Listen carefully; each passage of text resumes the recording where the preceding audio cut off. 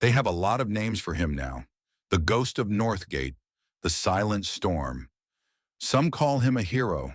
Others whisper that he's a monster. But before the headlines, before the city held its breath in fear, he was just a man.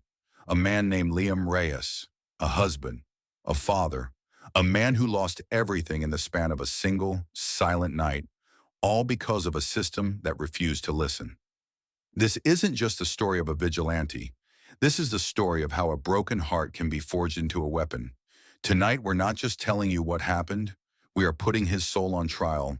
I will lay out the facts, the moments of unbearable pain, and the acts of calculated revenge, and you will be the judge. You will be the jury. So I need you to stay with me until the very end. Because when we're done, you'll have to face one simple, terrifying question. If his tragedy was yours, which side of that line would you be standing on? Have you ever stopped to think about how a life, an entire world truly ends? We imagine it's something loud, a crash, a bang, a dramatic final scene with a crescendo of music. But that's the movies. In the real world, it's almost never like that. Sometimes a world doesn't end with a roar. It's extinguished by a whisper. It's erased by a moment of indifference. Sometimes all it takes is a forgotten piece of plastic and a single voice that no one chose to hear. This is the story of one of those endings, and it begins on a quiet Tuesday evening. A world extinguished by a whisper. Imagine the scene. It's just after 9 o'clock in the Silver Creek district. The streetlights are casting a soft, hazy orange glow into the pavement. Inside her car, Ilara Vance Reyes is almost home. The gentle hum of the engine is a familiar comfort. In the back seat, her two children, a boy of 7 and a daughter of 5, are drowsy, their heads bobbing slightly with the motion of the car. The radio is playing something soft, a song she loves but can't quite name. It's a moment of perfect, ordinary peace. The kind of moment we live our whole lives for, even if we don't realize it at the time. She's thinking about getting the kids into bed, about whether there's milk left for cereal in the morning, about the funny thing her son said at dinner. She's smiling to herself. She is safe. She is almost home. And then, in her rearview mirror, she sees them. The flashing lights, red and blue, painting the inside of her car in strokes of panic. Her heart sinks, not with real fear, not yet, but with the weary annoyance anyone feels in this moment. She glances at her dashboard. She knows exactly what it is. The registration sticker on her license plate expired last week. A simple oversight. A piece of paper she forgot to file. A fee she forgot to pay in the chaos of managing a life, a job, and 2 kids. A mistake. She pulls over to the side of the road, the gravel crunching under her tires. She takes a deep breath, tells the kids in the back that everything is okay, and rolls down her window. Officer Thorne approaches the car. His face is a mask of stern professionalism, but his eyes seem tired, edged with an impatience that feels older than his shift. The conversation starts as you'd expect. License and registration. Ilara's polite, apologetic. She explains the situation. She knows she's in the wrong, but it's a simple, fixable error. But the tone doesn't soften. Officer Thorne's voice remains flat, cold. He takes her documents back to his car. The minutes stretch on, feeling longer than they should. In the back, the kids are getting restless. Her daughter starts to whimper. "Mommy, I'm sleepy." "I know, sweetie. We'll be home in just a minute," Ilara says, her voice a little tighter than she'd like. This is where things begin to shift. Another patrol car pulls up behind Thorne's. A female officer, Finch, gets out. The presence of a second car for an expired tag feels wrong. It feels like an escalation. And Ilara, a woman who has learned to read the subtle currents of the world, feels a knot of real fear begin to tighten in her stomach. They come back to her window, both of them now. They tell her to step out of the car. "Step out? But why? It's just the registration," she asks, her voice steady but laced with confusion. "Ma'am, just step out of the vehicle." This is the first critical moment in our debate tonight. Was this standard procedure, or was this a choice? A choice to escalate, to assert authority over a tired mother with her 2 children in the back seat. Was Officer Thorne just doing his job by the book? Or was there something in her questioning, her calm refusal to be immediately intimidated, that he interpreted as a challenge? She steps out. She moves slowly, deliberately. Her hands are slightly raised to show she means no harm. As she turns, her purse, slung over her shoulder, catches on the car door and slips. It hits the pavement with a soft thud. The contents spill out: a tube of lipstick, a small tangle of keys, a wallet, and a small L-shaped piece of blue plastic. Her inhaler.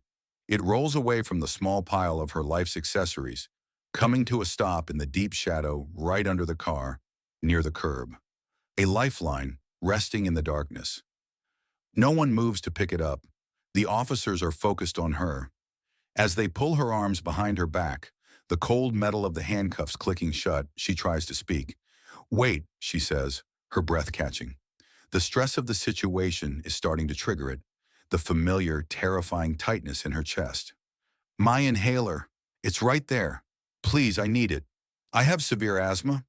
Officer Thorne glances down at the scattered contents of her purse, then back at her. He doesn't answer. Officer Finch is already guiding her toward the patrol car.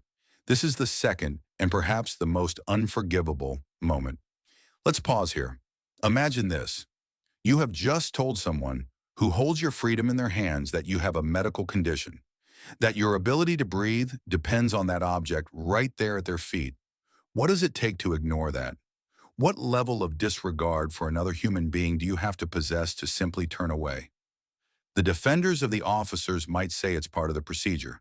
Secure the suspect first. Deal with property later. They might say they didn't see it or didn't understand its importance. But I ask you, the jury, to consider the alternative. That they heard her. They understood.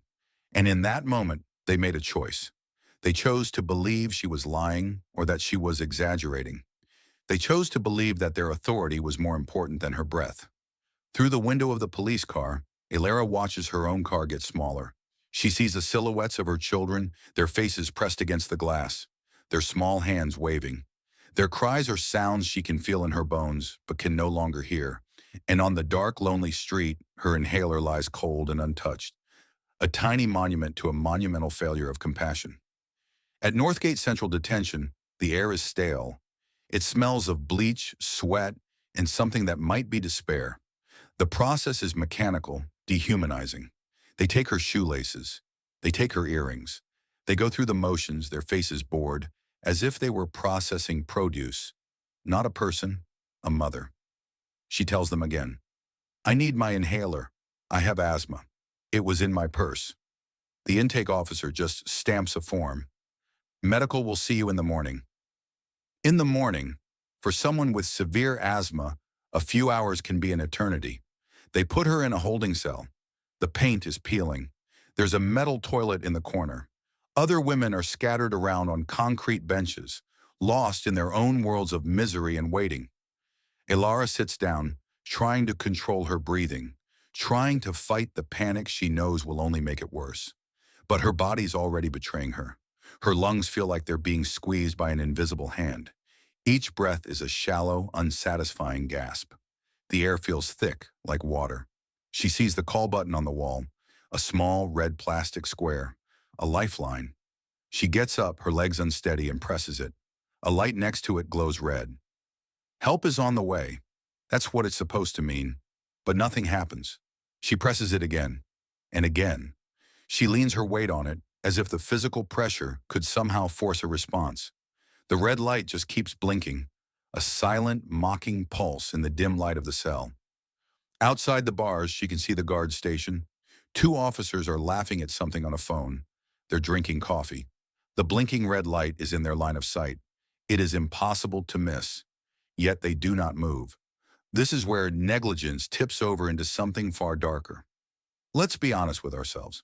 If you saw a fire alarm flashing, you would act. If you saw a smoke detector blinking, you would act. That red button is no different.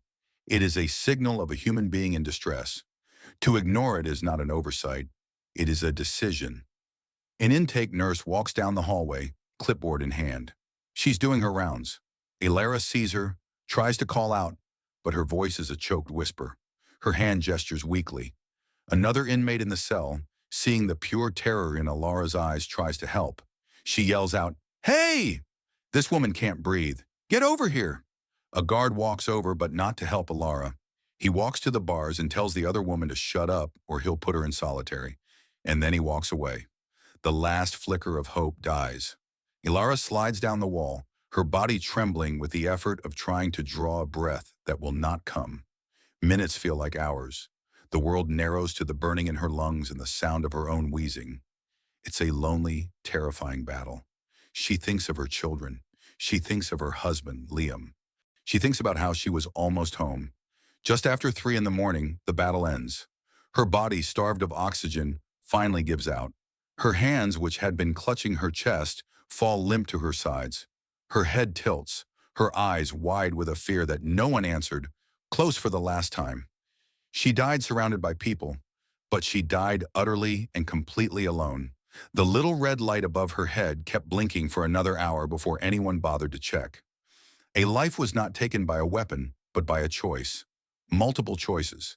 The choice to escalate a traffic stop, the choice to ignore a plea, the choice to dismiss a medical emergency, the choice to value procedure over a person, the choice to simply not get up from a chair. Every voice deserves to be heard. Every plea for help deserves an answer.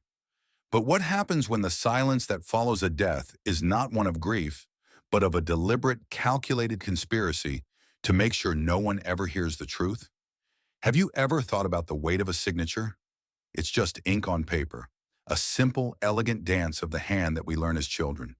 We use it to sign birthday cards, to get a library card, to close on a house. It's a symbol of agreement, of truth, of promise. But sometimes a signature isn't a promise. It's a weapon.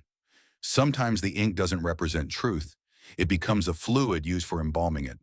This is the story of one of those signatures. A signature that was meant to end a story, but instead started a war, an autopsy of a lie.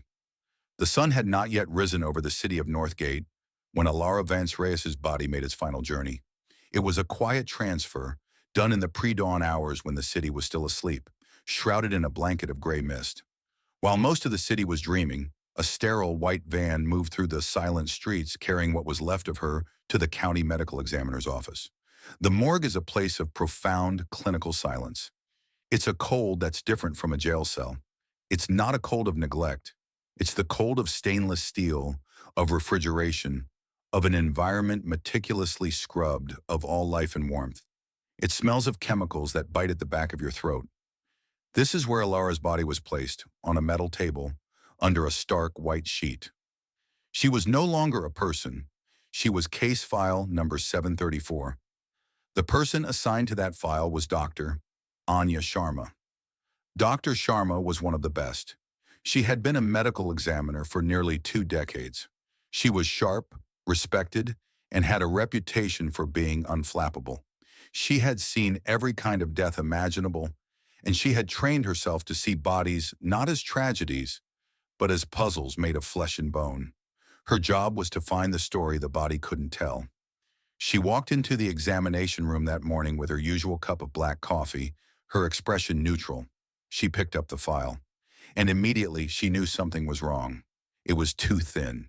For an in-custody death, a file should be thick with reports, incident reports, witness statements from guards, medical intake forms, transfer logs. This file had almost none of that. The official arresting officer's statement was brief and clinical. The cause of death was listed as presumed medical emergency. Presumed, a word that should not exist in her world of facts. She read the notes. Inmate became unresponsive in holding cell. No mention of the call button. No signs of physical trauma.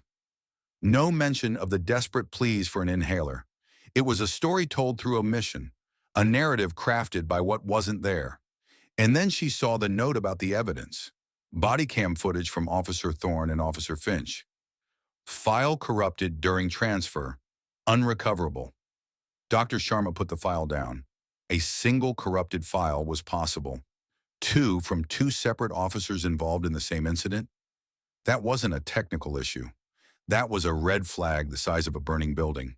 In another part of the city, at that very moment, A young IT technician at the Northgate Police Department was finishing his task.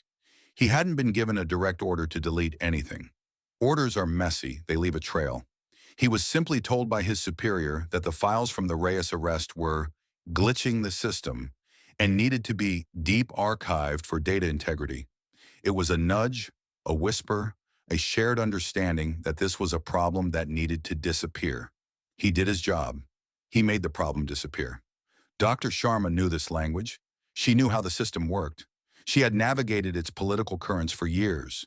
She knew this quiet, coordinated erasure meant one thing. Someone powerful wanted this story to go away, quietly and quickly. Her phone rang. It was the district attorney's office. Julian Croft wanted to see her immediately. The DA's office was on the top floor of the courthouse, a world of polished oak, thick carpets, and panoramic views of the city. It was a place designed to make you feel small, to remind you of the scale of the power that resided there. Julian Croft was a man who fit the room perfectly. He wasn't a monster with sharp teeth. He was worse. He was charming. He was reasonable. He greeted Dr. Sharma with a warm smile and offered her a seat. "Anya," he began, his voice smooth as silk. "Thank you for coming on such short notice. I know you're busy. I just wanted to touch base about this unfortunate situation with the woman from the detention center." "Reyes, it is a concerning case, Julian," Dr. Sharma said, her voice measured. "The paperwork is unusually sparse." Croft nodded, his face a mask of thoughtful sympathy. "Tragic, isn't it? A young mother. Asthma can be so unpredictable. A terrible, terrible shame." He let the word asthma hang in the air. He was already writing the narrative for her. "There are reports from other inmates that she was asking for an inhaler," Sharma pushed back gently, "and that the emergency call button was activated for a prolonged period." Croft leaned forward, his smile fading just a little, replaced by a look of paternal concern. "Anya, you and I both know how these things work. You get a dozen women in a holding cell, stories get embellished. People are scared, they're angry at the system. And as for the call button, I've seen the logs. It blinks for everything. A request for a blanket, a complaint about the food. The guards become desensitized. It's a flaw in the system, certainly, one we need to address, but it's not malice. Here it is, the central argument, the defense of the system. Is he right?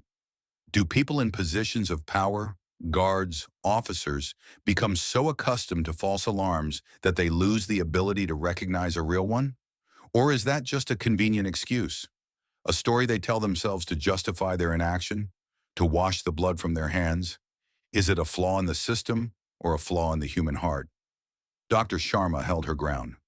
"A flaw or not, a woman is dead. My job is to report the facts. And the fact is, her death seems preventable." Croft stood up and walked to the window, looking out over the city that was his to protect. "And that's why you're the best, Anya. Your integrity is impeccable, which is why I need your help in navigating this. Think about the bigger picture. Think about Northgate." He turned back to face her. "Right now, our city is a powder keg. Tensions between the community and the police are at an all-time high. Now imagine what happens if the headline tomorrow reads, 'Mother of two dies in police custody after being denied medicine.' What do you think happens then, Anya? Protests, riots, news trucks from all over the country descending on us, accusations, investigations. It would tear this city apart. It would destroy the public's trust in the police department, a department full of good officers who risk their lives every day." He paused, letting his words sink in. He was no longer talking about Alara.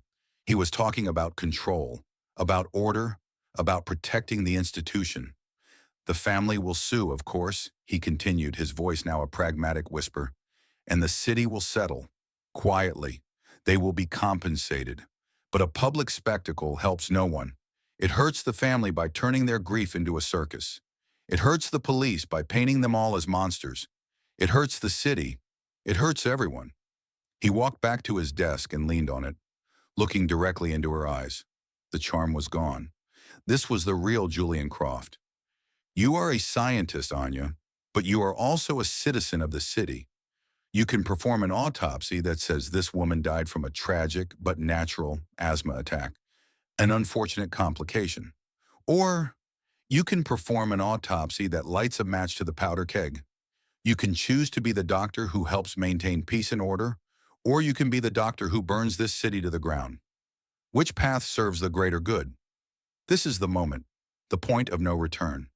This is the question we must ask ourselves. Is there ever a greater good that justifies bearing the truth about a single, lost life?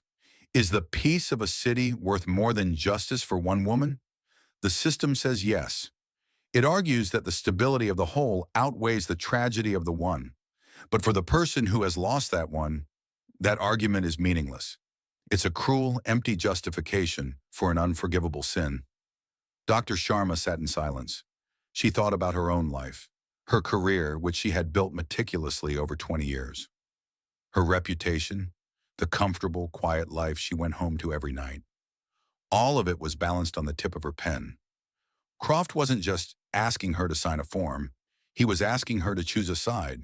The side of a dead woman she'd never met, or the side of the powerful living system that wrote her paychecks and determined her future. She gave a slow, almost imperceptible nod. The meeting was over.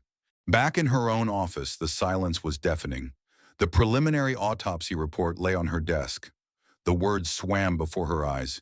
She picked up her pen. It felt impossibly heavy. In another world, in another life, Dr. Anya Sharma throws that pen across the room. She picks up the phone and calls the biggest newspaper in the state. She becomes a whistleblower, a hero. She sacrifices her career for the truth. But this is not that world. In this world, she thinks of her mortgage. She thinks of the quiet respect she gets from her colleagues. She thinks of the terrifying, chaotic alternative that Julian Croft painted for her. She convinces herself it's the right thing to do, the pragmatic thing, the thing that serves the greater good. She uncaps the pen. She writes down the official cause of death, acute asthma complications. And in the box next to contributing factors, she writes the two words that will seal Ilara's fate and her own: no foul play. She signs her name, Dr. Anya Sharma. The ink is black and final, a burial shroud on paper. With that single elegant dance of her hand, she has officially declared that what happened to Ilara Vance Reyes didn't really happen at all. The system was safe. The secret was kept. The truth was buried. The truth, no matter how deep you bury it, has a way of seeping through the soil. It poisons the ground. It waits. Truth, no matter how long it takes, will always find the light. But when that truth finally reaches the one person who has lost everything, it no longer comes to heal. It comes as a declaration of war. It becomes a license. It becomes a weapon. What does unimaginable grief do to a person? It's a question we ask from a safe distance, isn't it? We see it on the news, we read it in books. We think of grief as an ocean of sadness, of tears, of memories that bring a sorrowful smile. We think it's something that eventually softens with time, but that's not always true. Sometimes grief is not an ocean. It's a crucible, a furnace. It doesn't soften a person. It can burn away everything they used to be, their kindness, their patience, their faith in the world. And in that crucible, what remains can be reshaped. It can be sharpened into something else entirely. Something hard, something cold, something with a single terrifying purpose. This is the story of that transformation. This is the story of how a good man's heart was put to the fire. The ghost is born. In the days and weeks that followed Ilara's death, Liam Reyes did not exist. A shell of a man walked in his place. He moved through the world on autopilot. He woke up. He made breakfast for his two children, his hands moving with a memory his mind couldn't access. He'd pour 2 bowls of cereal, cut the crusts off the toast exactly how Ilara used to, and watch his kids eat in a silence that felt heavier than lead. His house, once filled with Ilara's laughter and the sound of music, was now a museum of silence. Every object was a relic of a life that was gone. Her coffee mug still by the sink, her favorite throw blanket still folded on the couch. Liam would walk past these things and feel nothing.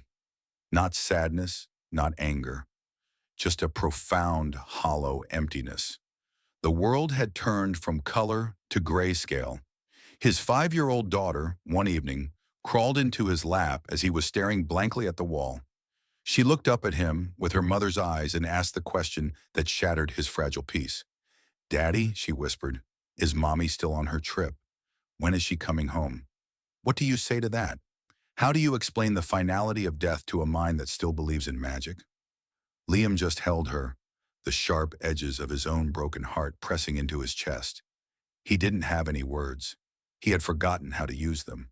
This was his life now, a ghost haunting the ruins of his own happiness.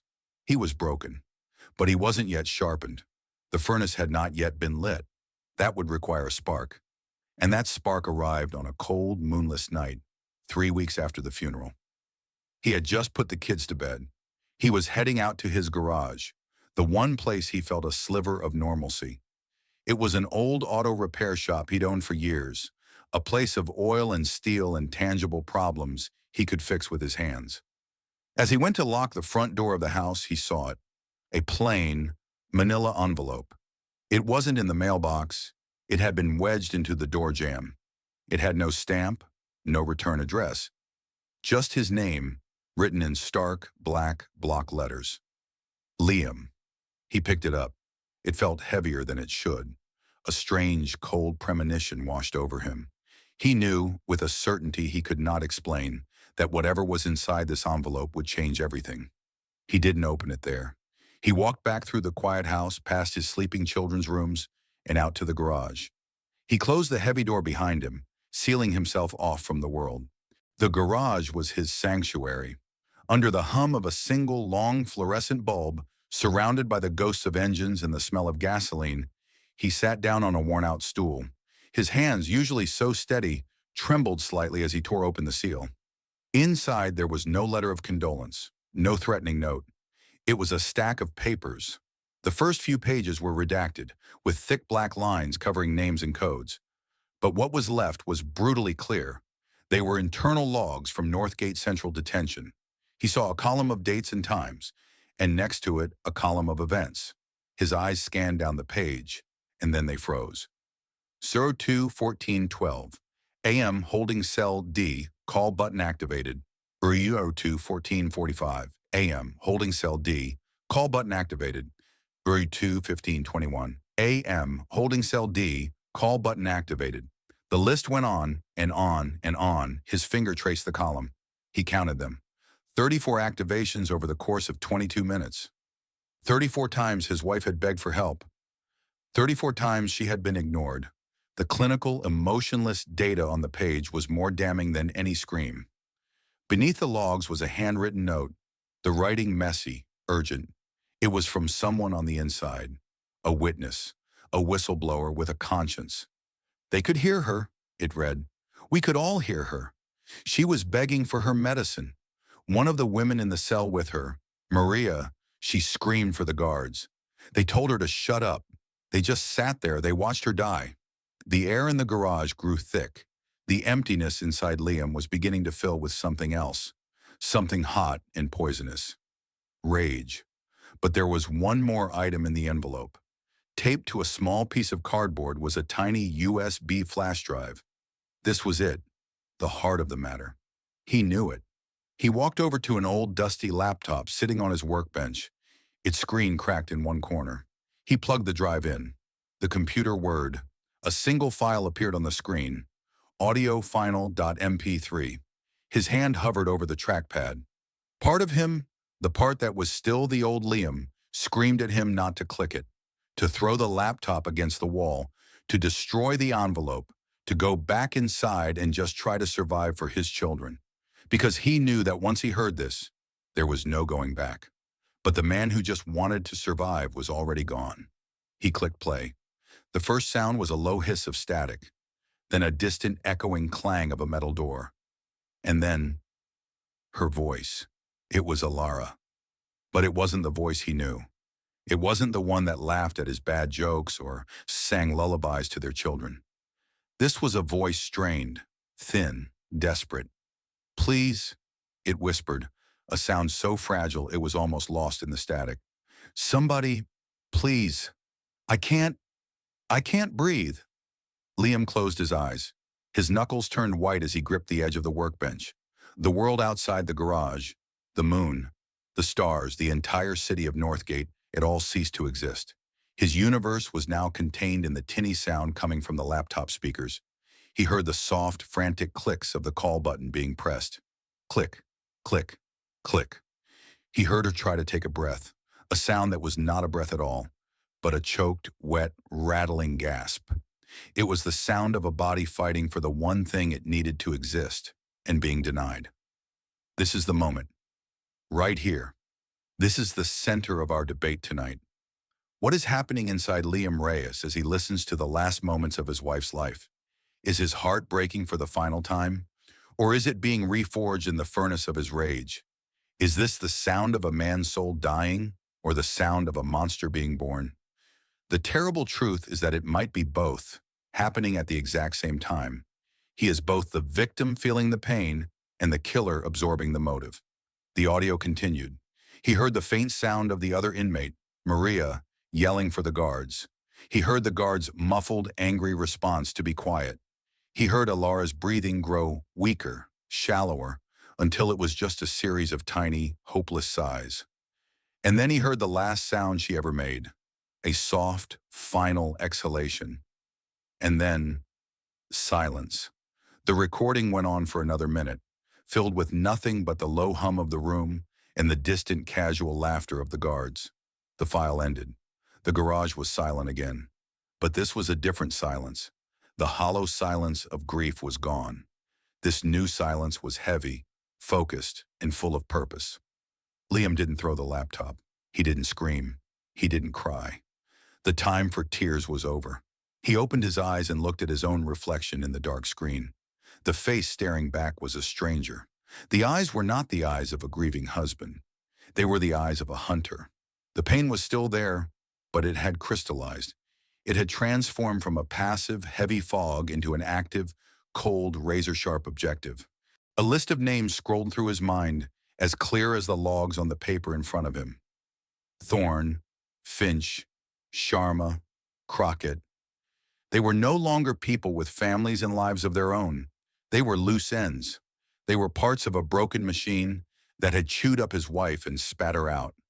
They were errors that needed to be corrected, permanently. The man who repaired engines was now going to repair the world. From that moment on, Liam Reyes was no longer seeking justice from a system he knew to be corrupt. He had become justice.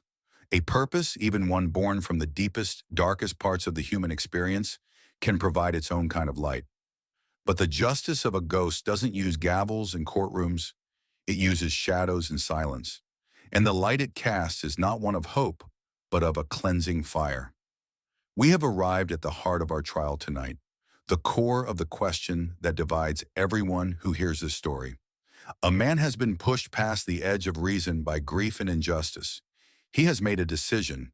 He has forged a purpose from his pain. But now comes the work. Now comes the part of the story written not in tears, but in blood. When a man appoints himself judge, jury, and executioner, is he still the victim we sympathize with? Or does he become something else? Does he become a monster wearing the righteous mask of the man he used to be? Let's open the case files on Liam's quiet storm. And with each one, you, the jury, must decide, is this an act of justice or an act of evil? The quiet storm. Liam's war was not a thing of shouting and explosions. He had learned from the system that had failed him. The most profound actions are carried out in silence. His rage was not hot. It was a cold, methodical engine. The ghost was born, and now it was time to haunt. Case file number 1.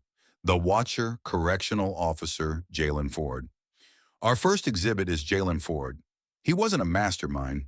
He was a low-level correctional officer, a man working a thankless job for a modest paycheck. He was on duty that night. He was one of the men who saw the red light blinking on Alara's cell. He was one of the men who heard the commotion and chose to drink his coffee instead. He was a small cog in a big machine. But as Liam saw it, a machine cannot run without every last one of its cogs. Liam didn't plan a complex attack. For Ford, he chose simplicity. He studied Ford's routine for a week. He learned that every Thursday, after his shift, Ford would stop at the same liquor store in a grimy part of town to buy a cheap bottle of whiskey. The alley behind the store was poorly lit, littered with crushed cans and the ghosts of old newspapers. A single security camera pointed at the entrance, its lens cloudy with grime. It was a perfect blind spot. Liam waited. He didn't feel a rush of adrenaline. He didn't feel hatred. He felt a quiet, patient focus, like a craftsman preparing to make a precision cut. He had even built a small, crude signal scrambler, something he learned from old electronics manuals, just powerful enough to wash the nearby camera in a wave of static for a few crucial minutes. At 12:47 a.m., Ford walked out of the store, a small paper bag in his hand. He got into his old sedan, the engine rumbling to life. In that moment, as Ford was about to pull away, a shadow detached itself from the deeper shadows of the alley. One shot, that's all it took. Fired from a pistol fitted with a suppressor he had built himself in his garage. It wasn't a loud bang. It was a soft, wet pop, a sound swallowed by the city's hum. The bullet found its mark. Ford's head dropped forward against the steering wheel. The engine kept running, the headlights cutting a lonely path across the dark alley. Liam didn't stay to watch. He retrieved the single shell casing. He wiped the area down. He melted back into the shadows as quietly as he had appeared. He left no fingerprints, no footprints, no evidence that he was ever there. Now the debate, the prosecution, the side that calls him a monster would say, this is a cold-blooded murder. Liam ambushed a man in the dark. He gave Ford no chance to speak, no chance to repent. He executed him without trial. This is the act of an assassin, not an avenger. He has taken a life, and in doing so, has become the evil he sought to destroy. But the defense, the side that calls him a hero, would argue differently. They would say, this was a sentencing. Ford was a guard who watched a woman die for the crime of being sick. He was a silent accomplice to her death. Liam gave him an ending that mirrored his crime, swift, impersonal, and completely ignored by the world around him. It wasn't a random act of violence. It was a specific, tailored consequence. An eye for an eye. Case file number 2. The bystander. Officer Tanya Finch. Next on the list was Officer Finch, the woman who stood beside Officer Thorne during the arrest, the one who helped put the cuffs on Alara, who heard her pleas for her inhaler, and who did nothing. In Liam's ledger, her sin was one of silent complicity. She had the power to intervene, to show a moment of compassion, and she chose to be a bystander. For her, Liam planned something more intricate, something more poetic. He tracked her for days. He learned she was single, lived alone, and often met friends for late dinners to decompress. He found her car, an ordinary sedan, in the multi-level parking garage of a downtown hotel after one such dinner. The third level of a parking garage late at night is a lonely, echoing place. It smells of concrete and exhaust fumes. Finch sat in her car for a few minutes, scrolling through her phone, the doors locked, feeling safe in her little metal bubble. Liam moved through the garage like a whisper. He had a small tank of pure, odorless carbon monoxide and a thin, flexible tube. He had researched it for nights on end. He knew the make and model of her car. He knew exactly where the cabin air intake vent was located, just below the windshield. He didn't break a window. He didn't force a lock. He quietly attached the tube to the intake vent, ran it back to the tank he'd hidden between two cars, and opened the valve. The gas, invisible and silent, was drawn into her car's ventilation system. He had scrambled the garage cameras for this level, just as before. Inside her car, Officer Finch would have felt nothing more than a little drowsy. She might have yawned, thinking it was the long day catching up to her. She would have leaned her head back, closed her eyes for just a moment, and simply slipped away. A silent death for a woman whose silence had been a death sentence for another. The prosecution's case here is stronger. This is the act of a predator. This is premeditated scientific cruelty. This isn't the hot-blooded reaction of a grieving man.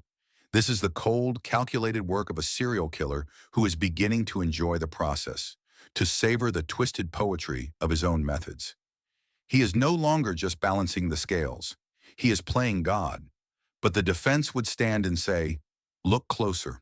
He didn't brutalize her. He didn't cause her pain. He gave her the exact death she had given Alara, a quiet, lonely suffocation in a place where no one could hear her, where no one could help. He wasn't playing God.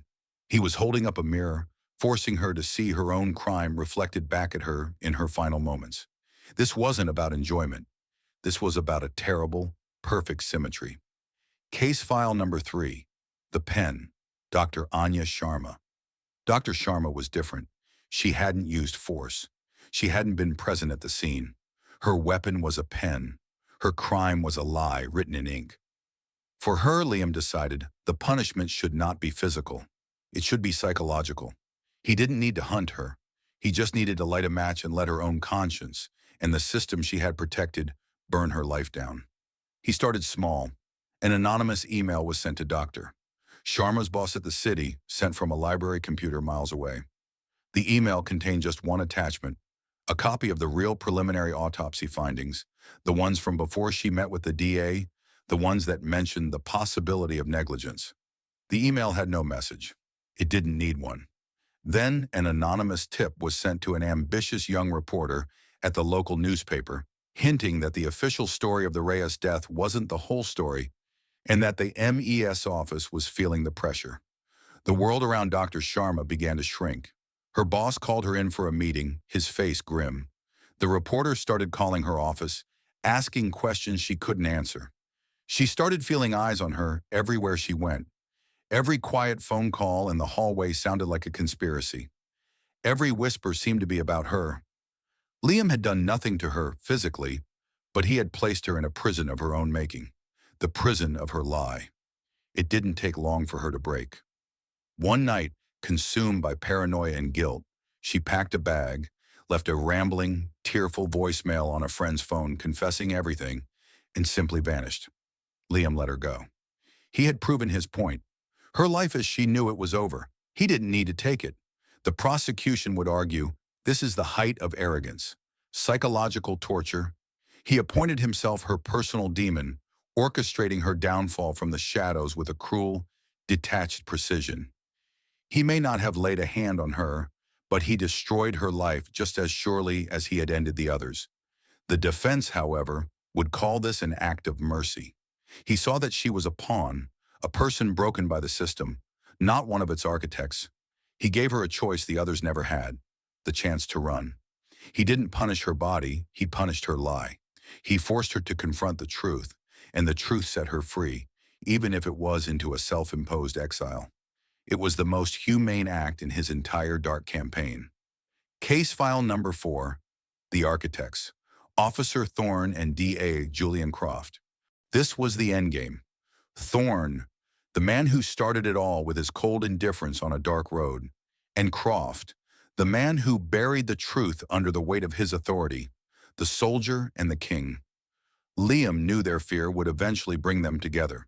He tracked them, listened to their encrypted calls, and learned of their secret meeting, a rooftop parking garage at 4 a.m., the highest point in the city where they thought they would be safe. He was waiting for them in the shadows, a ghost against the cold concrete. He watched them meet, their faces pale and drawn under the buzzing yellow lights. He saw the paranoia in their eyes as Croft handed Thorne another burner phone. They were rats in a trap they had built for themselves. There was no long, dramatic speech. Liam's justice was not theatrical. He stepped out of the darkness. Their eyes widened in disbelief and terror. Before they could even process what they were seeing, it was over. 2 soft pops from his suppressed pistol. 2 men who believed they were above the law, brought down by the law of a single broken man. They fell to the ground, their secrets dying with them under the vast, indifferent sky. The debate ends here. For the prosecution, this is the final proof. Look at him, a man standing over 2 bodies, a smoking gun in his hand. He is a killer, plain and simple. His reasons, however tragic, have dissolved into a campaign of pure violence. He is the monster. For the defense, this is the final victory. This is the hero's act. He didn't just kill 2 men. He cut the head off the snake. He removed the poison that corrupted the city's heart. He finished the war that was declared on his family. His hands are bloody, yes, but he has cleansed the wound. When the law becomes a mockery, lawlessness can sometimes wear the face of reason. True justice should never require more bloodshed. Liam's storm had passed. The people on his list were gone. But as he stood on that rooftop, the cold wind whipping at his jacket, he had to face the same question we now face. What did it accomplish? Did this violent reckoning bring peace? Or did it just create a new, more terrible kind of silence? And so the storm passes. The gunshots fade into echoes. The bodies are discovered, and a city is left trembling, trying to understand what just happened. After the vengeance, after the blood is dried and the quiet returns, what is left? What is the legacy of a ghost? Is it the peace of a finished war? Or is it just the haunting silence of a graveyard? This is the final chapter. It is not about a man's rage. It is about the ashes he left behind and the strange, unexpected things that began to grow from them. The legacy of ashes. While Liam Reyes was conducting his silent, brutal war in the shadows, something else was happening in the light. A different kind of storm was brewing, one not powered by a single man's grief, but by a community's shared heartbreak. The audio file, that terrible, heart-wrenching recording of Alara's final moments, somehow found its way onto the internet. Perhaps Liam, in a final act of communication before he became a complete ghost, released it himself. Or perhaps the same whistleblower who sent him the envelope decided the world needed to hear it. It doesn't matter how. It only matters that it was heard. At first it was a whisper, shared on social media, a virus of truth. People would listen, sitting in their cars, in their offices, in their living rooms after their own children were asleep. They would listen to Alara's struggle, to the casual indifference of the guards, and they would feel that same cold horror that Liam had felt in his garage, and a city's collective heart broke. The whispers grew into a roar. People took to the streets. But this was not an angry mob with torches and pitchforks.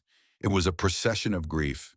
They were people of all ages, all races, all walks of life, united by a simple, undeniable truth.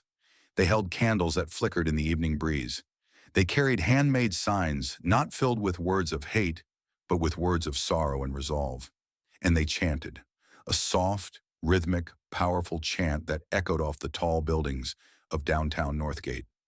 Alara deserved to breathe. They gathered outside the cold gray walls of the Northgate Central Detention Center. They laid flowers on the pavement. They left teddy bears and notes. And then one night, an artist, or maybe a group of them, performed a sacred act of defiance.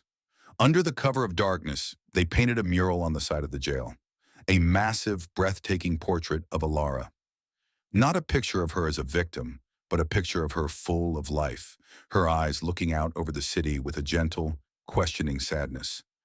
Her hair flowed like waves, and beneath her face, in bold, beautiful letters, were the words that had become the city's soul. She deserved to breathe. This mural became the heart of the city's awakening.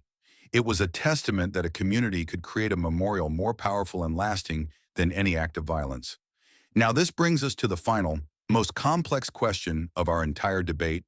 Here we have two storms raging at the exact same time.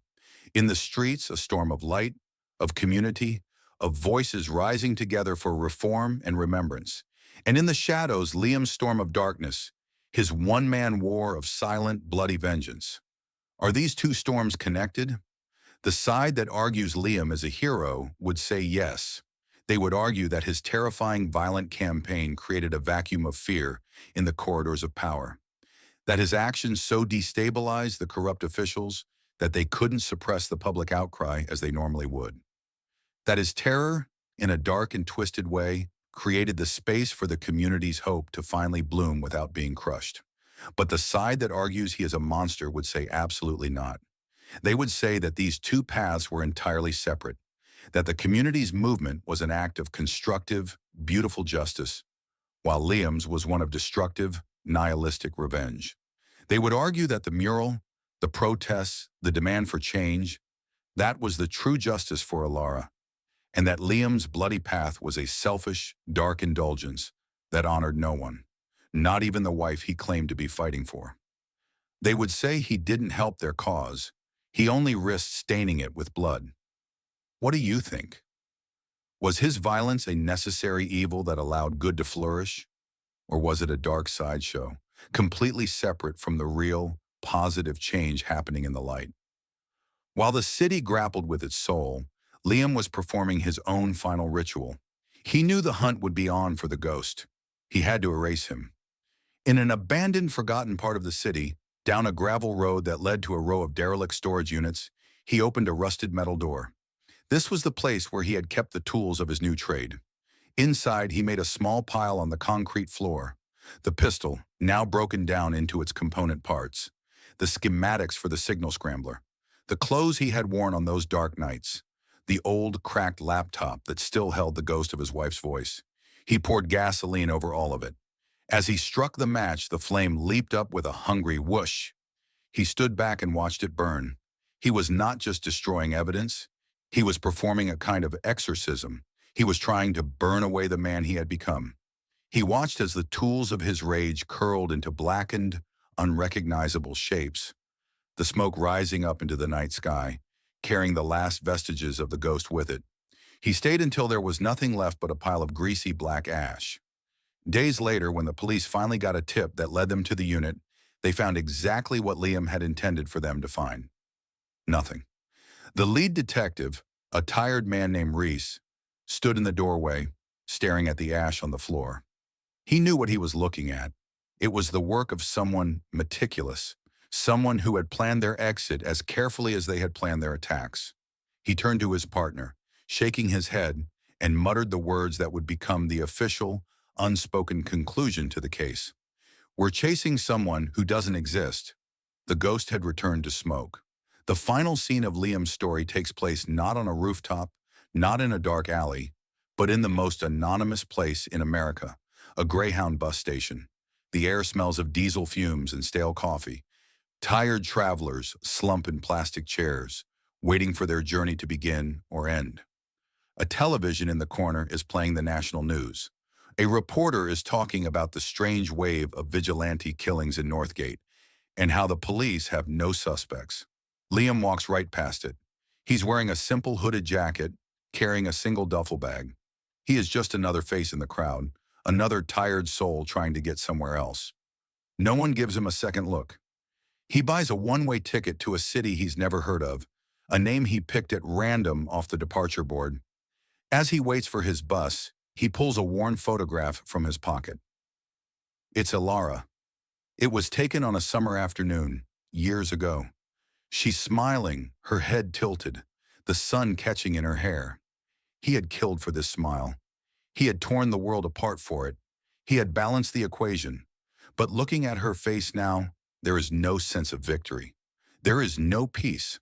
Her smile doesn't feel like a reward. It feels like a memory from another life, from a world that no amount of blood could ever bring back. He had avenged her death, but in the process, he had killed the last living piece of the man she had loved. The bus arrives with a hiss of its air brakes. He gets on, finds a seat by a window, and doesn't look back. As the bus pulls out of the station and onto the dark highway, the lights of Northgate begin to fade in the distance, until they are just another cluster of stars in a rearview mirror. The man known as Liam Reyes was gone. He had won his war. But standing on the ashes of his enemies, he found that he was utterly and completely alone. Revenge can be a fire that cleanses, that cauterizes a wound, but it can never heal it. It can satisfy our rage, it can balance a scale, but it can never bring back what was lost. It only creates a new kind of emptiness, a new kind of silence. All of us, every single one of us, has a line inside. A line that separates the person we are from the person we are capable of becoming under the worst possible circumstances. We build our lives on one side of that line, praying we never have to see what's on the other side. The story of Liam Reyes is a terrifying journey across that line. It forces us to ask ourselves, where is our own line drawn? And what would it take for us to cross it? If this story made you think, if it made you question, if it stayed with you, please share it. Let this conversation reach someone else who needs to think about these same difficult questions. And now, for the last time, I turn to you, the jury. After hearing it all, what is your final verdict? Liam Reyes, hero or monster? Leave your final decision in the comments below. And if this journey we've taken together tonight has resonated with you, please consider showing your support by liking this video and subscribing for more stories that challenge the world we think we know. Thank you for listening, and so we are left with a ghost on a highway, heading towards a dawn he can't feel, leaving behind a city of ghosts he created. The story of Liam Reyes as a sequence of events is over. The names on his list have been crossed out. The storm has passed. But the real story, the one that matters to you and to me, is just beginning. Because the purpose of a story like this isn't just to recount what happened.